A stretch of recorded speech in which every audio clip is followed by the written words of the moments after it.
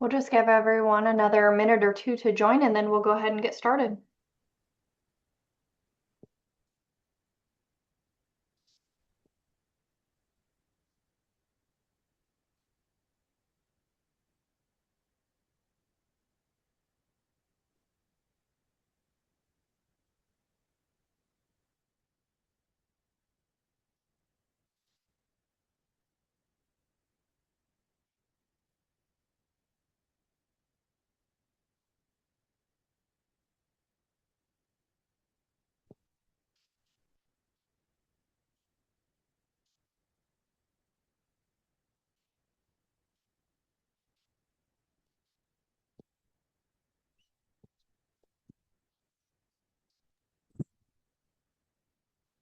All right, everyone, without further ado, we will go ahead and get started today. I just want to go over some housekeeping items prior to the start of the presentation.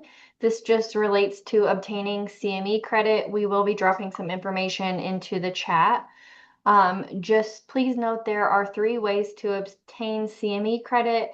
One of those is through text and texting the attendance code. You can also submit for credit through the mobile app and within the online attendee portal. Today's attendance code is 55178. And for those obtaining ABIM MOC credits, please note that you must have a full profile completed, and that is only a one-time thing prior to submitting your attendance to receive the MOC credits going forward. Additionally, please note that per AMA guidelines, physicians attending this presentation earn AMA PRA Category 1 credits, but non-physicians such as PAs, NPs, RNs, and LPNs also get credit through their transcript, and these credits are accepted through the respective licensing bodies. So with that, I will turn it over to Dr. Marie Collier and Jason Walden for an amazing presentation. Thank you all. Hey, good afternoon, everyone, and thank you so much for taking time out of your day to join us for this Savaro Grand Rounds, part of a series that we are all so excited to be participating in. Myself, I am extremely passionate about neuropalliative care, as anyone knows who gets within 5 feet of me, and I genuinely appreciate the opportunity to speak on this. And I actually had spoken at the Ballard Healthcare System, which is one of the hospitals that Savaro serves. And Jason Walden had reached out to me after my talk, and we had such an engaging conversation that I wanted to invite him to be a part of this, because I just couldn't imagine doing this talk without including him and going over some of the efforts that he has been a part of to bring palliative care to basically rural East Tennessee, Virginia area in rural communities that otherwise would not have access to palliative care. So once again, I am Marie Collier. I am a neurologist at Savaro, and I am a neurologist, epileptologist. I actually recently completed my fellowship in palliative care through the University of Colorado Anschutz Medical Campus. And at the end of this month, I will have completed my fellowship in palliative care. So I'm very excited about that. And so I'm really stoked to be here, and I'd like to give Jason an opportunity to introduce himself as well. Hello, I'm Jason Walden. As Dr. Collier mentioned, we met at the Neurosciences Symposium that we had at Ballard, and I came transparently because I stumbled upon the agenda for the Neurosciences Symposium and saw Neuropalliative, and I was like, well, I would have appreciated if somebody within had told me about it. So I took it upon myself to come to the event. I was a few minutes late, and Dr. Collier, I think I incidentally ended up sitting next to your mother, I believe. So that was not. Yeah, you did. I was going to say, I'm originally from Knoxville, and anytime I come to Tennessee, my mom uses that as an opportunity to get to spend time with me, and it was extremely fun to have her there to see kind of what we do. So that's I didn't realize you were sitting next to my mom, but yeah, that's great. Yeah, and I appreciate the intro there to say it was an engaging conversation. That says a lot given my dry personality. So thanks for tagging me in. Hey, no problem. You didn't tell me that you had a dry personality because I certainly didn't pick up on that. And so I'm extremely excited. We will take a deep dive into what Jason has done towards the end of the talk. Let's go ahead and move forward here and talk a little bit about palliative care. Full disclosure, nobody's paying me any money to do anything but what I do at Savaro, and Jason has no relevant financial disclosures as well. So the objectives of this talk are going to basically be to raise awareness, and let me make sure I pay attention to the time here, because I could talk all day. I really could, and I'm like any good Southerner, I cannot tell a short story. So raise awareness, true, right? Raise awareness and deepen understanding of neuropalliative care, advocate for robust inpatient and outpatient models of palliative care, emphasize the need for collaborative partnerships between neurology and palliative care. So just kind of a little short insight. The bee that got into my bonnet to take 4 years out of my life and spend an ungodly amount of money on a fellowship and a master's program really came from my own like frustration, if you will, being a neurologist. When I first went into neurology, my first interest in neurology was as a medical student. I knew kind of my very first year of medical school in 2005. So 20 years ago, essentially, that I wanted to go into neurology. That's a whole other story. But when I went into neurology, I remember people were always like, "Oh, neurology, diagnose and ideose," and it's an old paradigm because that is not the way neurology is whatsoever now. But a lot of the patients that we see have neurodegenerative processes, a lot of chronic medical issues, and the typical outpatient neurology clinic, even the inpatient neurology service, is not templated to handle kind of what patients need once they've gotten a diagnosis of, say, ALS or Alzheimer's or Lewy body dementia, or even some of the other diseases that can progress to more deterioration, even strokes. And so I would be in clinic, I'd be like, "Yep, you have ALS," and then I would not have the resources or the support that I could give these patients, because I was in a rural community as well of 60,000 people. So we didn't have the benefit of some of the academic centers where they have MDA clinics, which have been shown to help significantly with patients with diseases such as ALS. And so I started just getting increasingly frustrated. So what do I do when I get frustrated? I go and do a fellowship. This is actually my third fellowship. I did a fellowship in epilepsy or clinical neurophysiology with a focus on epilepsy. I did a fellowship in integrative medicine because I was very interested in an integrative approach to epilepsy and neurologic diseases in particular. And so now that's my third fellowship. God help me. I promised my husband I would not do any more fellowships after this. He doesn't believe me, and I do have some trepidations about making that declaration as well. But nonetheless, that was my coping mechanism. So collaborative partnerships between neurology and palliative care. Jason and I talked quite a bit about this. Historically, oncology has been the specialty that has really had a lot of support from particularly hospital administration for palliative care. It's integrated into their clinics. They're templated for it. They have providers to help. They have APPs, all of that type of thing. Neurology, not so much. And personally, I feel that I'm hoping by the end of this talk, everyone here who has taken time out of their day to see this talk will appreciate, understand, and respect how important it would be to integrate palliative care not only into, say, an oncology clinic, but especially into neurology clinics and neurology services, inpatient and outpatient. So yes, we have a looming crisis, right? Some people call it the senior tsunami. I've heard that's not politically correct. I don't know. I said it. Sorry, Savaro, but there we have it. It's a looming crisis of an aging population with complex neurologic needs. Explore innovative and sustainable solutions to meet the evolving changes. So it integrates palliative principles into neurologic illness across the disease trajectory. And it's kind of a mouthful, right? Neuropalliative care. I'll go into it a little bit deeper into the talk, but neurology is now recognizing it as a subspecialty, which is very exciting.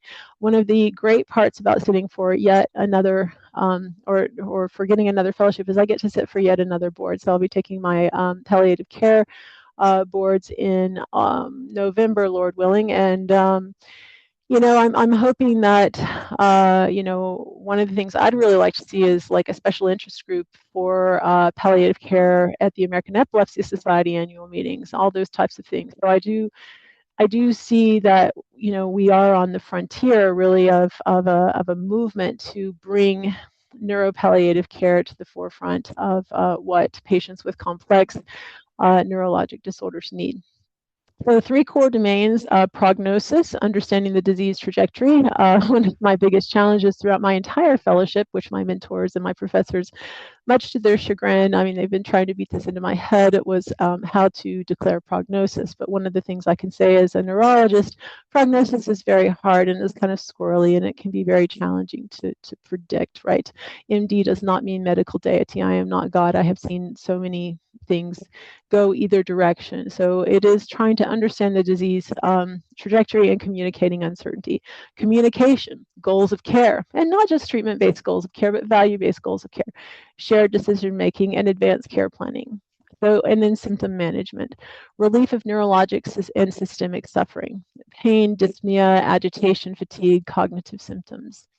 So I'm going to start with a case. This was a challenging case, and I'll go through it. There are many points where palliative care could have been involved before the stroke happened, and that's kind of going to be my point at the end of this. So spoiler alert: we have a 75-year-old male, multiple medical comorbidities, including hypertension, hyperlipidemia, tobacco use, anemia, psoriatic arthritis on methotrexate, BPH, pyelonephritis, chronic pain, bronchitis. He had been initially admitted at an outside hospital in an even more rural area for, quote, failure to thrive, for the aforementioned reasons.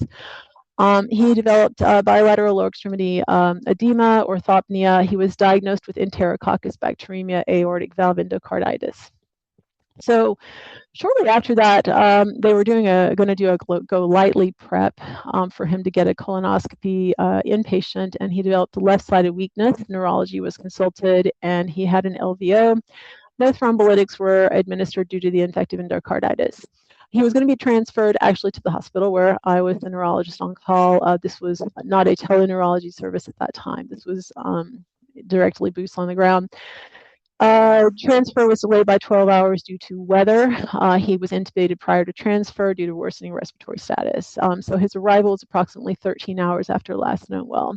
So when the family finally shows up, I mean, they've been sold by the EDP at the outside hospital, or the not the EDP, but the inpatient, whoever was transferring the patient, that they were hoping that everything would be done, including thrombectomy, despite extensive comorbidities. So once this patient's been pulled out of his community, he's been flown far away, and he's 13 hours out from last known well. I think y'all know the direction that this is going to be going. So CTA showed probable pseudo-occlusion of the right ICA with likely carotid terminus thromboembolus.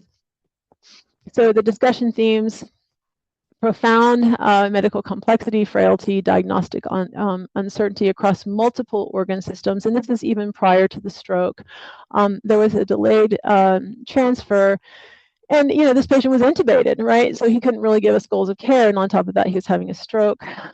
So not able to really express that. So there were, I would argue, unrealistic expectations from the family, highlighting a need for earlier communication and a missed opportunity for early palliative care integration. So that's, I think, and I'll go into this a little more deeply, but that is one of the things I remember when I was a resident and I would bring up palliative care to some of my attendings. I would practically get taken out to the woodshed and hung up by my toenails because they acted as though I was, saying we're going to be hanging black crepe paper and, giving up hope on this patient. What palliative care is, and we'll define it here in a moment, but I'm jumping ahead, is it's for patients with complex illnesses. It's an extra layer of support. And I think one could easily argue, oops, I'm going the wrong direction, that this patient had enough complex medical issues and comorbidities with his age, with all of the underlying past medical history, even prior to admission, that he would have benefited highly from a palliative care support system in place. On a wing and a prayer, indeed.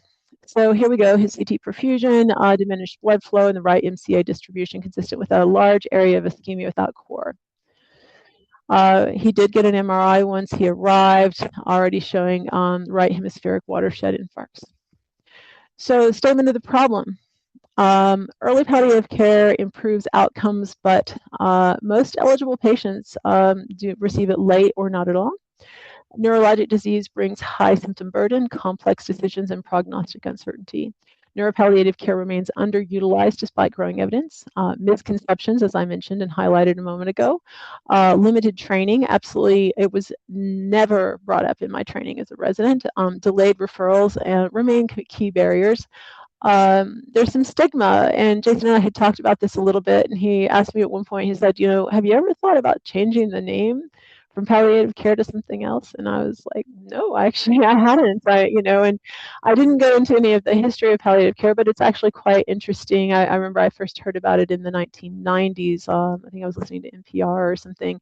And it comes out of Great Britain, was kind of some of the National Health Service, I think, were some of the early pioneers and integrators of palliative care into their system. And I was like, what is this? This is fascinating. And it was an interesting article because it just basically talked about how beneficial it was. So there is critical opportunities to integrate neuropalliative care across the continuum from diagnosis to end of life. So basically what I did was I reviewed literature on neuropalliative care, the American Academy of Neurology position statement, and integration models. The AAN did release a position statement, and it serves as the foundation, emphasizing patient-centered care and clinician education. We, as neurologists, are uniquely positioned to recognize neurologic suffering and facilitate complex decision-making in serious neurologic illness. So a Dutch survey of neurologists identified key barriers to integrating palliative care, including lack of training and system support.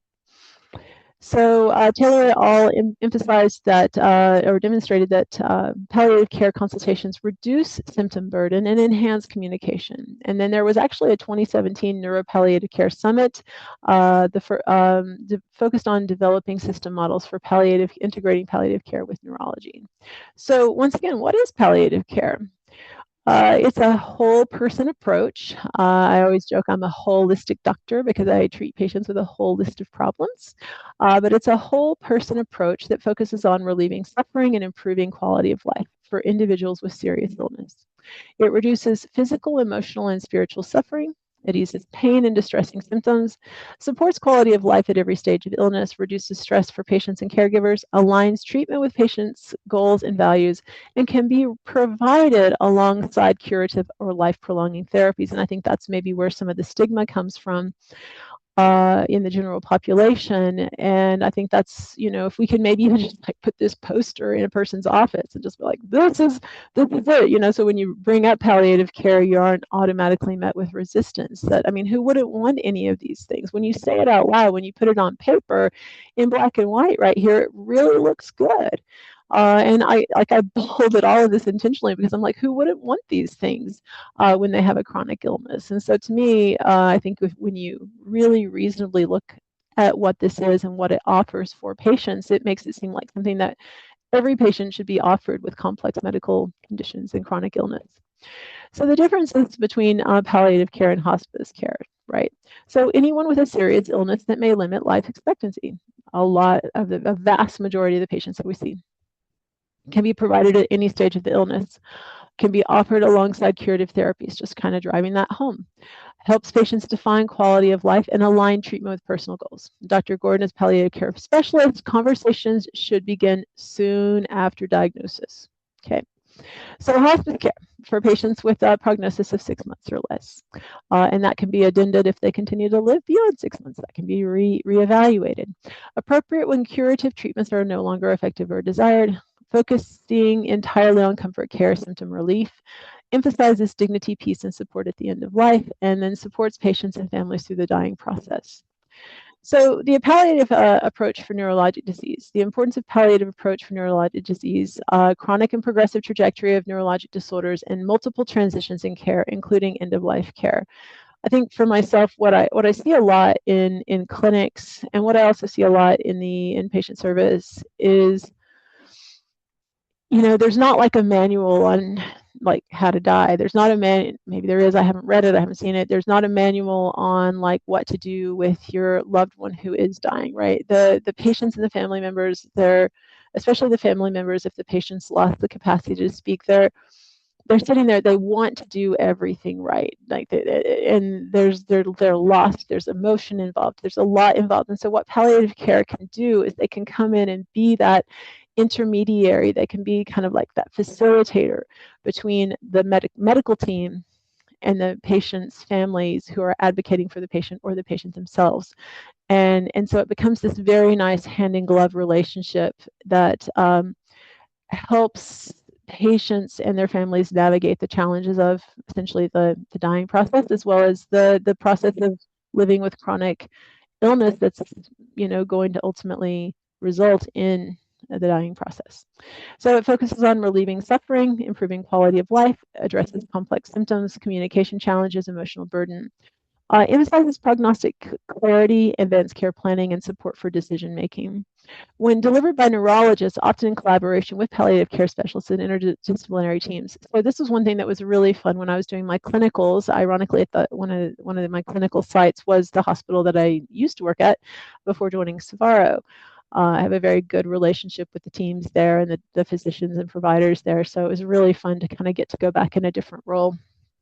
But when I would come on service, everyone would get excited because they'd be like, "Oh, we have a neuro case." And I remember sitting with this one family, and as a fellow, quote fellow, I'm a postgraduate year 17 fellow. I would sit across from these patients and their families, and I would pull up like an MRI, and I could actually go through the MRI with them and talk about what the MRI looked like, what the MRI meant, all these types of things. And the palliative care team really appreciated that. I could spend, it was a luxury. Wouldn't normally have time to do this, but I could spend 3 hours with a family going over images, talking about the patient, talking about what they would want, all those types of things, especially in devastating neurologic illness. They were super appreciative because I find like, there's this saying like, don't should all over yourself, like shoulda, woulda, coulda. And family members tend to do that, especially when making end-of-life decisions. They really want to make sure they're making the best decision. And then there's always going to be somebody who's going to like quarterback them, right? Especially in this era of social media.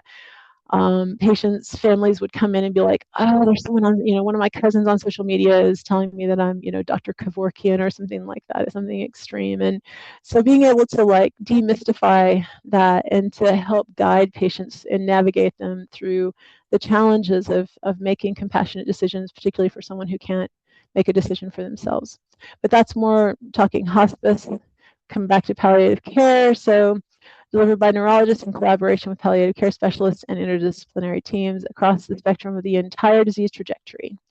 It's not about giving up, it's about aligning care with what matters most to the patient. So this is the AAN position statement. I'd be happy to share this with anyone if they wanted to reach out to me, but it's a clinical guidance in neuropalliative care. I'm so happy that this came forward. It's the first major update since 1996, formally recognizes neuropalliative care as a subspecialty and clearly outlines how neurologists can apply palliative principles across the disease progression. So basically, it's a call to action. Defines neuropalliative care as a tailored, holistic palliative approach for neurologic conditions, which is fantastic. Music to my ears. Reaffirms that all neurologists have responsibility to provide primary palliative care with an opportunity for collaboration with specialists. Once again, it's great. Like we can read EEGs, right? We understand what the EEG says. We understand what the MRI says. We understand what the CTA, MRA, all these things. It's great. We know how to use the diagnostic tools that have been done, and we can help guide prognosis based on that. Would this patient be happy not being able to do the things that they did before their stroke, right? And if that's not the case, then let's try to work towards more value-based goals of care. that type of thing. So core recommendations: routine integration of palliative principles, symptom control, advanced care planning, prognosis, conversations from diagnosis onward. Stroke happens fast. And that's the thing. Everyone has this like, it's not going to happen to me mentality. And that's the thing about being a neurologist. It's kind of like getting beaten over the head with a humility stick every single day. And you have to just learn to be comfortable with that. And people that aren't comfortable with that don't go into neurology. But basically at this point, enhanced training and communication, prognostication, ethical care. I'll never forget when I was a medical student, my co-medical students, they would be like, oh my God, neurology is so depressing. And yet 5 of my co-medical students, 4 of my others, I was number 5, went into neurology because we were fascinated by it. We were drawn to it. We were excited by it because, like, to me, it wasn't like depressing because I had a whole different approach to it. I reframed how I saw situations, whereas someone else who wants to go into some other degree of heroic medicine wanted to go into emergency. Maybe that wasn't their phenotype or whatever. But for those that are drawn to the challenges of neurology, some of the challenges we see with neurologic patients, neuropalliative care can actually help. Neurology has one of the highest rates of burnout of medical specialties. And I think some of that does come from the fact that we don't have programs like palliative care integrated into inpatient and outpatient services. If we did, I think it could really help with that. So once again, key development areas: establishing triggers for neuropalliative care referrals, address gaps in outpatient-inpatient models, promote multidisciplinary collaboration, and then support research and curriculum development. So neurology's action potential, I love this, crossing the implementation chasm. Very neurologic. So gap exists between accepted clinical knowledge and real-world clinical practice. Many proven neurologic interventions are underused or inconsistency applies. Limited palliative care consults after severe stroke. Low rates of epilepsy surgery evaluation and undertreatment of chronic migraine. Neuropalliative care principles can help bridge this implementation gap. Open communication, clear care planning, and timely discussions about goals of care. Improving implementation represents a major opportunity to improve neurologic care. This is good neurology. It really is the right thing to do, in my humble opinion. So the significance of neurologic conditions on quality of life, challenges faced by individuals and their family members, and the role of palliative care in improving quality of life. So here we go. In Savaro, we see a lot of stroke. It's what we do. As much as we celebrate the victories, right? The time is brain. We have the reperfusions. We have the TNK victories. All those things. We do have some misses as well. Like not because it was our fault, just because no matter what you do, I'll never forget some of the cases I've seen where we get amazing reperfusion on a thrombectomy, and yet the patient is still left with severe deficits for one reason or another. And so with that, you have severe brain injury and stroke, focusing on integrating palliative care principles early in the care of the patients with severe stroke or brain injury. Early proactive communication with patients and their family about prognosis and uncertainty. Clarification of patient values and goals. So we're driving that home, right? Goals of care, value-based goals of care. Support complex decision-making. Aggressive management of symptoms. Interdisciplinary care. That is one of the beautiful things that I loved about being on the palliative care service, was the interdisciplinary team communication. And then transition planning when appropriate. Rehab, long-term care, hospice, comfort-focused care, whatever that may be. So the goal for neurodegenerative diseases in particular, I mentioned, ALS, Parkinson's disease, dementia, Huntington's, progressive ataxias, early integration along disease-directed therapy rather than waiting till end of life. That has been a huge eye-opener for me on my palliative care clinicals, is seeing patients who were on hospice for a day.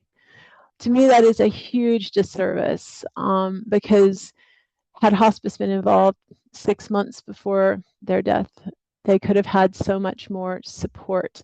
And I just see that a lot. That's one of the things that blew me away in my fellowship. One of the biggest eye-openers was seeing so many patients going on hospice for such a short period of time. That is not something to celebrate. That is something to be, that is a point of intervention that needs to be addressed because they can manage complex symptoms, pain, dyspnea, dysphagia, fatigue, depression, anxiety, cognitive decline, right? Even the conversation about when or why or should you put in a feeding tube, right? That's a complex conversation. I've seen so many things that were done just for the sake of doing things, even though there was futility in it. So I think that all that type of conversation can be had, and the patients and family members can be guided to help make at least a fully informed decision, because I feel like that's what's happening a lot. There's a lot of reactive medicine and not a lot of informed decision making. So again, the interdisciplinary team is amazing, right? It involves a diverse, multidisciplinary team: doctors, APP, nurses, psychologists, physical therapists, social work, case management, chaplains, all of those types of things. It really is something that can help be a net for the patients and the families. So neuropalliative care in the ICU. Intensivists know that they lean heavily on palliative care, and I think that they can have even more support from neuropalliative care, particularly in severe catastrophic brain injury types of cases or severe strokes, that type of thing. I'm not going to read the whole slide for the sake of time, because I do want to get to Jason's presentation as well. But early palliative care involvement in the ICU improves clarity, comfort, and coordinated care. It's just amazing what I saw and the conversations that I would have, because I would have to give the patients and their family members like an evaluation for me after I finished talking to them about whatever it was I was talking to them about, and goals of care, like all those types of things. And so many patients or their family members, depending on who was talking, would express so much appreciation for the opportunity to be heard and the opportunity to have things explained to them clearly and slowly, without having to feel the pressure of someone running in, talking at them and then like running back out of the room just because that's the amount of time that they had, or whatever. It's not that doctors do or providers do that intentionally. It's just sometimes that's how it happens. And as you can see, I talk really fast, but I have a lot of slides that I really wanted to go through. And I try not to talk really fast when I'm with patients and their family members. Actually, one of the things that they had to beat out of me in my Master's of Science program, part of this was not going straight to medical. And I still hear like my professors and my mentors be like, don't go to medical. And I'll tell you, it's hard. Like, you walk in the room and the first thing the patients or family members want to hear is, the medical, and you're like, let's kind of circle back, let's get to know you a little bit. And that is something that's really fun, is kind of getting to hear their story, kind of who this person is that we're treating. And it really creates a very beautiful narrative. If you've ever had a chance to read some of the palliative medicine team's notes, you get to really know who the patient is, and being able to sit beside this human being. And that's one of the reasons I went into medicine. A lot of people that go into neurology have read Oliver Sacks and Hewlings Jackson and all these types of like giants from the field of neurology. And you're just like, golly, like, who were these people that got to sit across from patients for like days at a time, right? We don't get to do that anymore. We spend all of our time staring at computers. So to actually be able to take that time to be with a human being in an incredibly vulnerable and challenging time is quite an honor. So that's been really a fun and beautiful part of this process. So coordinated care for neurologic disease, it promotes a team-based, consistent approach for managing complex neurologic conditions, provides longitudinal support for patients' families across all phases of illness, addresses the unique challenges of unpredictability and symptom burden in neurologic disease. Very unpredictable. Right? I mean, the strokes happen fast, changes in strokes happen fast, brain swelling can happen, cardiac arrest, autonomic dysautonomia, all those types of things, they can all happen really, really fast. I mean, it's on more than one occasion, right? I've gone in to see a patient one day and I've come back to round on them the next day and they're not there because something happened in the middle of the night. And so you have to really be aware of that, the unpredictability. And that's why I say the humility stick, right? Anytime I meet a neurologist with hubris, I'm like, whoa, wow, okay, to each their own. But for myself personally, that's how I navigate being a neurologist. I am just aware that there can be changes and that it can happen very fast. So studies suggest economic benefits, right? Reduced ICU length stay and fewer non-beneficial interventions, fewer tests. Future direction, embedding palliative care into ICU protocols and clinical pathways would be amazing. It would be ideal. It would be a dream. And I feel that maybe once hospitals are really like held to, and maybe, you know, some systems like some larger hospital systems maybe are already doing this more. Productivity-based hospitals, not so much, but value-based care hospital systems, I think, do lean more heavily into a robust palliative care system. So the benefits, once again, just kind of continuing on the benefits of neuropalliative care in the ICU, enhances satisfaction, cost-effective care, supports clinical decision-making in the face of medical futility. I joke that calling in another specialist is kind of like loading a Scud missile. I particularly saw this when I was on my pediatric palliative care rotation at Colorado Children's. We would see the team would naively consult another specialist, and what's that specialist going to come and do? That specialist is going to come in and offer another treatment, and you're going to be a monster if you refuse it, right? So continuing to offer things that, what's the ultimate end point for that? Let's really take a step back and think reasonably, because there is a lot of emotion involved. And if you have not read this book, Being Mortal, I completely recommend it. It's an amazing really excellent book that Dr. Gowande has written on basically medicine and what matters at the end. And you know, everyone says that they would prefer to die at home, to be surrounded by family and friends, and yet I don't see that happening. I see that rarely happening. Okay, so quality of life. Studies are investigating methods to assess and improve quality of life, evaluating patient-reported outcomes, increased focus on the needs of family members. Research is examining interventions to provide emotional support and education, and initiatives are in place to demonstrate how palliative care can be seamlessly integrated into existing ICU protocols. So effective communication. I'm not going to read these slides again for the sake of brevity. I want to get to Jason's part of the talk. So managing prognostic uncertainty, it's common in neurologic disease and requires a structured, transparent approach. We can acknowledge this uncertainty openly, right? We can be open about it with patients and their family members.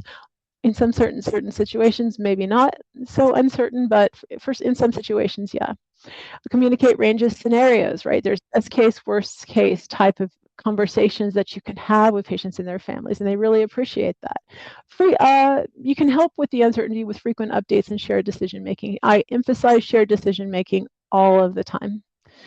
So with our patient, unfortunately, you can see he completed his stroke. He was noted to become less responsive with anisocoria 3 days after transfer. He was actually in restraints. He had been intubated still.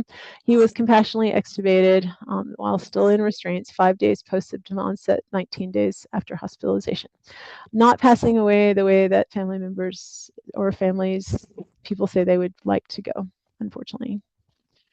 So what could have been different? Once again, I think everyone by the end of this talk now has gotten to the point where you understand earlier conversations, goals of care, clarify his values before the stroke happened, maybe even before he had that first hospitalization. Addressing family expectations. Did they really need to fly this guy away from his community to a place where he would die in an ICU, not being surrounded by family and loved ones? So deliberation about code status, symptom management, support for the medical team, and then, you know, potential reduction in suffering. Unnecessary escalation. And basically what we did for this gentleman, unfortunately, is we prolonged the dying process. So the challenges, right? We have limited financial support. There's a shortage of neurologists. I think we are officially at the 20% shortage of neurologists. There's limited palliative care training. There are cultural beliefs and misconceptions, as I said. There is resistance. There's the never give up mindset, which I would argue that palliative care involvement is not giving up, right? It's that extra layer of support. And then resource constraints, particularly in smaller and rural facilities. And there is a need for education, advocacy, and system support to grow neuropalliative care services. So we bring a unique lens to complex cases. We can clarify prognosis, goals of care discussions. We can act as an emissary, if you will, a bridge between teams and family members. We can work in partnership, and we are that extra layer of expertise. So this aligns with what matters most. It reduces non-beneficial interventions. It improves patient satisfaction, supports clinician well-being, demonstrates cost effectiveness, encourages proactive planning. Value-based care isn't just about cost, right? It's about meaning, alignment, outcomes that matter. So basically, we have ways to reach rural and underserved communities. We could embed it into existing neurology and ICU workflows, development of clinical triggers, interdisciplinary clinics, which we'll talk a little bit about, at least palliative care clinics, fellowship training, and leveraging data analytics. So one of my visions too is integrating virtual neuropalliative care with virtual rehab, which Savaro does offer.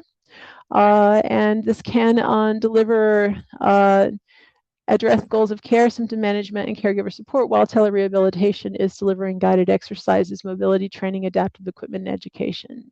So a virtual model expands access for rural and mobility limited patients while maintaining a continuous and function-focused care. So summary, neurologists are natural leaders in neuropalliative care. Integrating neuropalliative care improves symptom management and care coordination. Again, the lack of training leads to a major barrier. Early involvement improves quality of life. Timely palliative care integration can improve prolonged suffering. Neuropalliative care may also restore meaning in clinical practice and help reduce physician burnout. Yep, I said the word. Neuropalliative care supports families and patients as well as the clinicians who care for them. And this is one of my favorite quotes. And now that you don't have to be perfect, you can be good.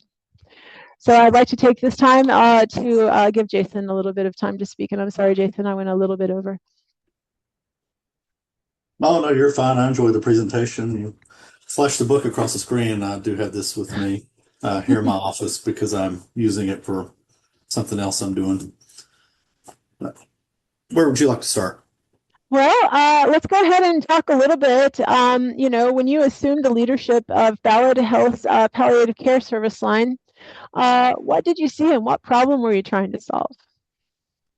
I wouldn't say a problem per se. Just prior to me stepping into the role, Ballot had made the decision to pull together these siloed programs, if you will. And I'll use that word intentionally because just 2 years prior, or a year and a half prior, Ballot was formed due to the merger of two previously competing health systems. And so, even 3 years in, there's still a lot of stuff that needed to be pulled together, right? And so we had pulled together the three programs that existed, one of which had been around a long, long time, led by our just recently system medical director who just stepped down, Dr. Bumrocker. And then we had a program at our largest hospital that was just it was two NPs that they did a great job on their own, but they didn't have a lot of support. And that's not intentional. It's just the way the program had formed. And then a nascent program led by our now system medical director in one of our community hospitals. And so that in and of itself was very, very important because it pulled everybody together under one umbrella, one team, if you will. So, my directive was pretty simple around just, all right, well, we can do that, on an org chart. That's great. That's important. That's a big step. But now you've got to execute on expanding that access throughout the entire health system, which Ballad's made up of 20 hospitals. We have our medical group with countless medical practices. We covered 29 counties, I believe, much of which there are a lot of rural areas, and a lot of our hospitals are critical access rural facilities. So we did expand access to all of those hospitals. Now we have a station presence in, if you want to go to that first slide, we had Absolutely. initially a presence in 6 hospitals, and then we moved on to 13 or 14 of our hospitals. So like our 10-bed hospital in Unicoi County, Tennessee, that was destroyed during Hurricane Helene. Obviously, we didn't have a station presence there. It's a 10-bed facility.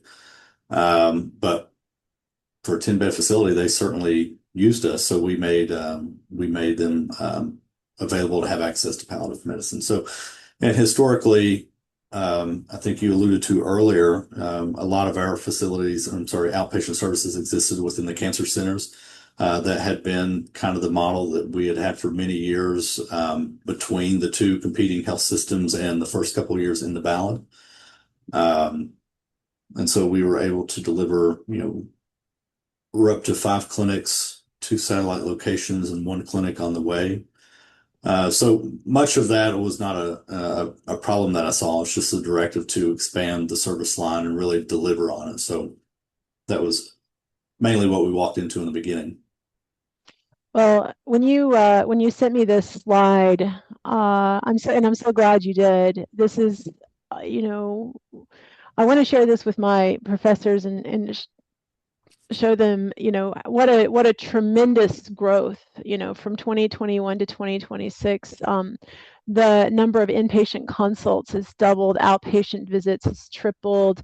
You went from having, 4 PRNs to actually 15 full-time staff. Do you mind if I ask, what were some of the biggest challenges you encountered along the way? Um, Really, a lot of it is some of what you alluded to during your presentation. But before I go into that, it was very, very helpful to have executive sponsorship. And what I mean by that is I was stepping into the role. All the people involved in making that decision to systemize the service line, they all spoke the same language, meaning they all seemed to have a generally good understanding of palliative, and not, the default mindset that it was hospice. They had a general idea of what they wanted delivered, at least to start.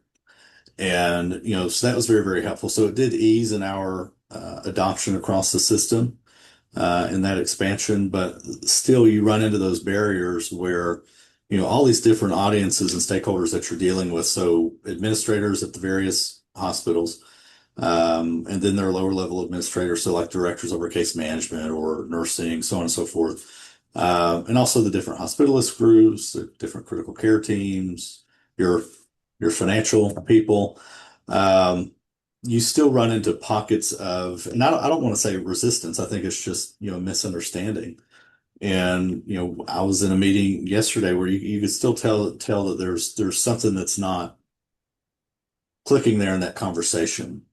Um, but that's probably the biggest barrier, but we tend to be able to overcome them.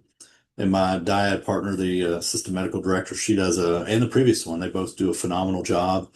That same hospital a couple of years ago, we ran into a situation where something that I didn't deliver something that well in terms of just trying to make the case there. And she quickly jumped in and she was able to frame it in such a way that the physician would understand because sometimes they don't want to hear from an administrator, right? They want to hear from the physician, and that's perfectly fine.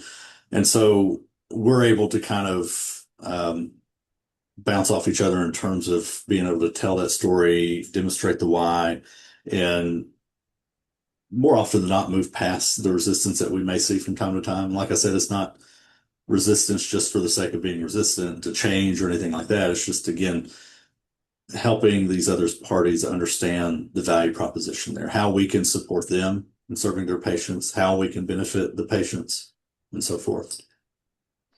Yeah, I think that I commend you for your tenacity. Really, I admire you for, that as you started naming all of the different uh, kind of groups that, you had to kind of get buy-in, if you will, for this. I think the image that came into my head was the saying, like, you need a poster in your office that says, "I do hard things." Because I can only imagine some of the challenges that you had to go through. And what did you feel was, how would you define success at this point from a leadership perspective? Um, well, if we're talking about other folks, you can look at, volume. Volume's a good indicator. For me, volume indicates that we've expanded access. I mean, you can see the numbers here on this slide, for example. So access is certainly there. Adoption is certainly on the upswing, but it really comes down to the outcomes. And I think one of the things that's demonstrated success for me probably in the last 18 months, 2 years, is through all this to get to the right side of the slide here from the left slide. There's been a lot of pushing in the last couple of years between with me and the previous medical director and now the current medical director. Just a lot of pushing, and that's pushing everywhere we go with, again, the various hospital teams, the providers within the medical staff within those facilities, out in the community doing a lot of outreach, and, again, every venue that we can take. And so the success part came when over the last couple of years, we're starting to see a lot of pull versus us pushing all the time. And so Wow. pulling us into initiatives where they understand how we can help with, again, certain things that every health system is responsible for, whether that's readmissions or mortality rates, understanding that, and what's encouraging there too is most of everybody understands that, as long as we're doing the right thing by the patient, and sometimes with that comes, you hope ideally everybody understands that palliative can be a part of that right thing for the patient. As long as we're doing the right thing by the patient, all these other things kind of fall in line. And Hmm. so if we're doing what you suggested earlier, we're catching patients while they're vertical, not waiting till the crisis point, then you can have less of those, excuse me, but oh crap moments in the hospital. What do we do? Well, you don't have to worry about that now because we've had that discussion way up here.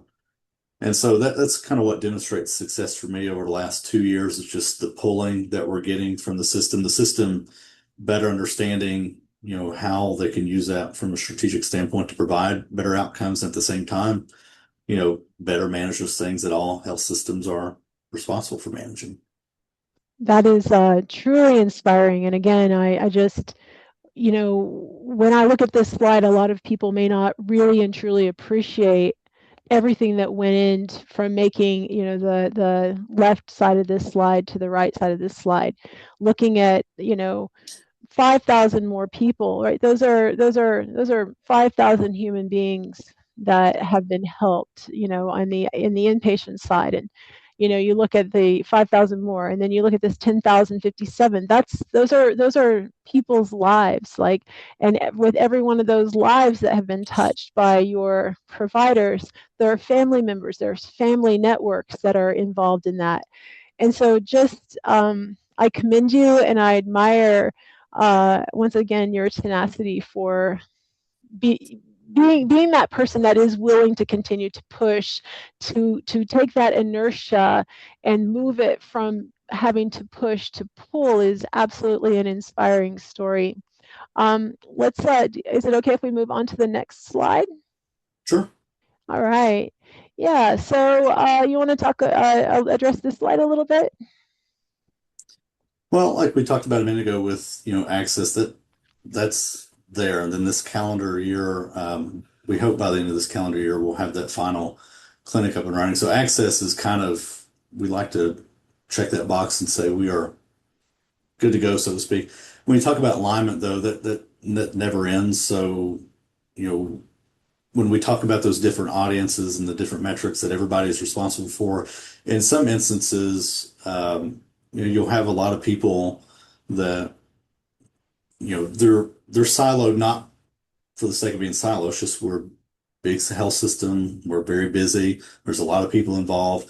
And so everybody's over here in their lane, but we have an overlapping shared impact on certain areas. So again, readmissions, mortality, just good patient outcomes, length of stay.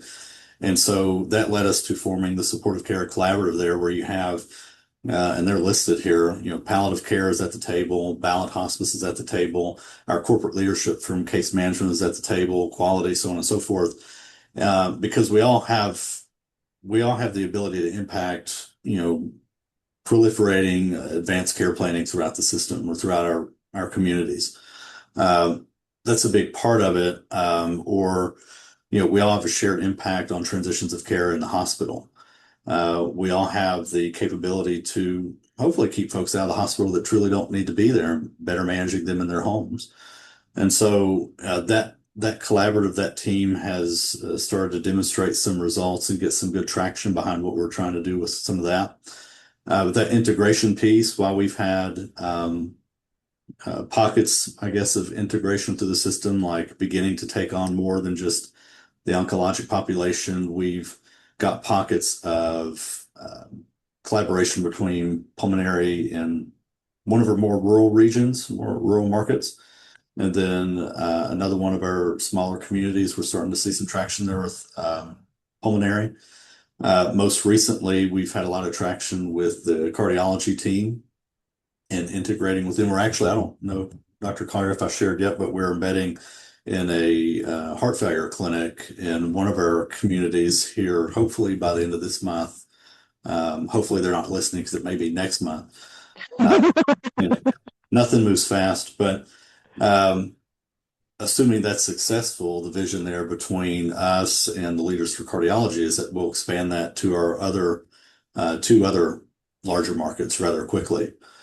Um, but that's also led us to, again, much of what you spoke about. We're talking about your neuro patients, but when you're talking about cardiovascular patients, pulmonary patients, so on and so forth, that's led us to start developing a serious illness management strategy where, palliative kind of runs central to that discussion for all serious illness patients. So those are again your CHFers, your COPDers, your cancer patients, um, kidney disease, so on and so forth. And the reason for that is because, and again, all patient populations in all areas have their layers of complexity. But if you pull up the CDC and you look at our region, and you look at the multiple layers of complexity that our patients have in chronic disease burden, and it's not just one thing, it's not just two things. There's a whole conglomerate of things that are wrong with a patient.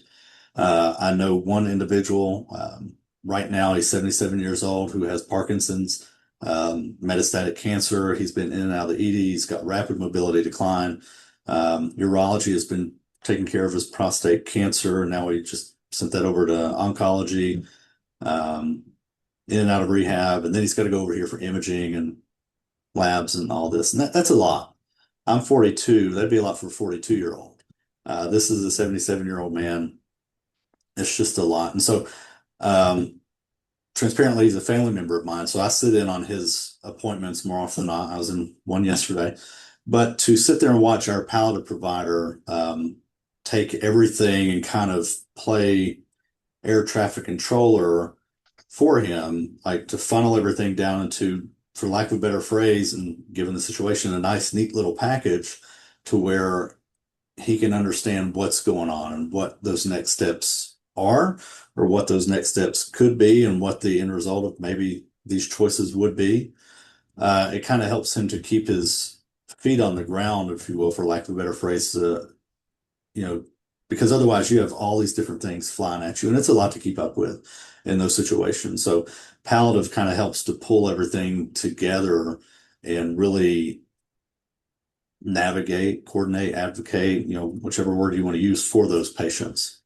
And so, it kind of really lessens the fragmentation that can occur during those situations. But that's where we're working ahead here in the short term.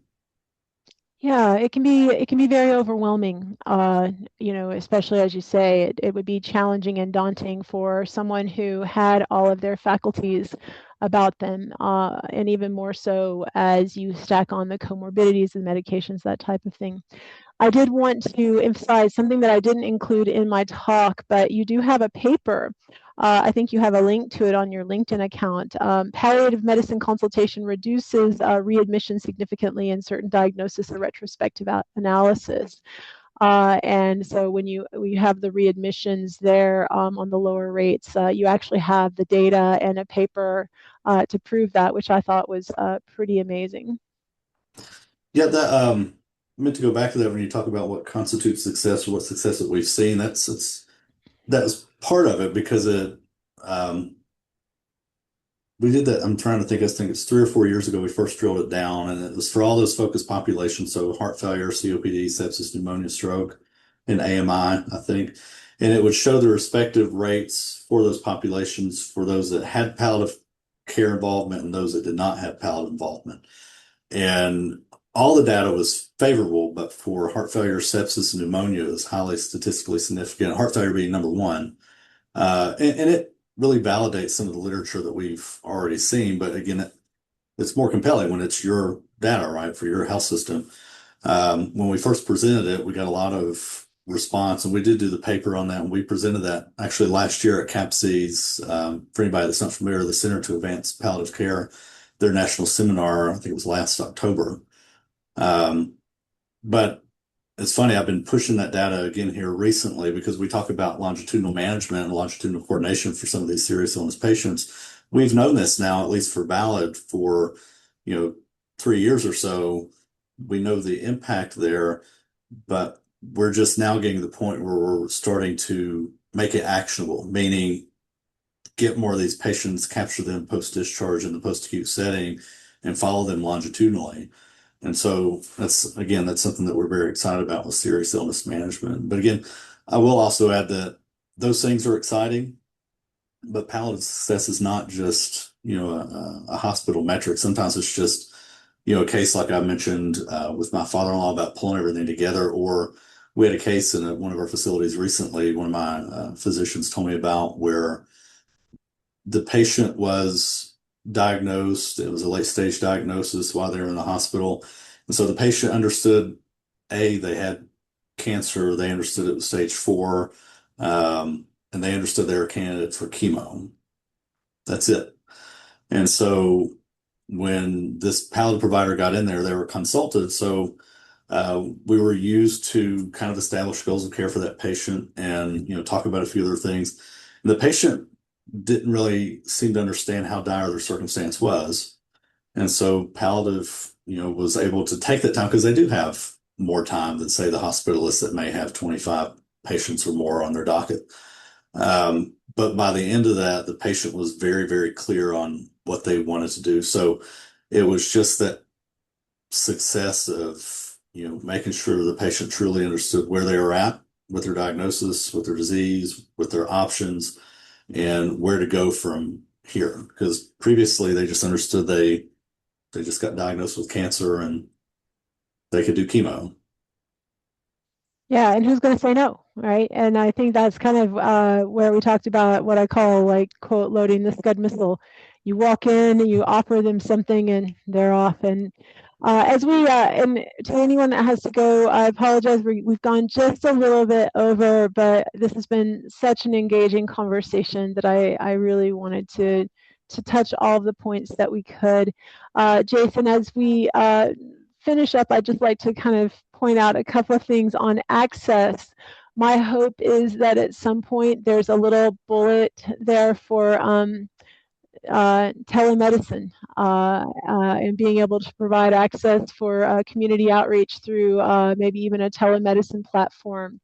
And I do see that down here in the next serious illness management. You've got cardiology, pulmonology, and neurology is in there. So that helps give me encouragement that there is a place for neuropalliative care, because I have a vision personally of seeing even something like teleneuropalliative care being available to patients post-discharge from the hospital for stroke management, that type of thing. So I'm going to start to work here. I apologize, we are not going to have any time for questions. This was actually a bona fide survey form that one of my patients completed when on the intake, which I thought was really funny. But here are the references, and I just want to say thank you to everyone who took time out of your day to sit with us and enjoy this engaging conversation, and also to be interested in what is a passion, obviously, for myself, as well as Jason, who has worked steadfastly to advocate for patients in his area to create a program and expand a program to give services to patients who need it most. So thank you, everyone. It's been an absolute pleasure, and we'll see you next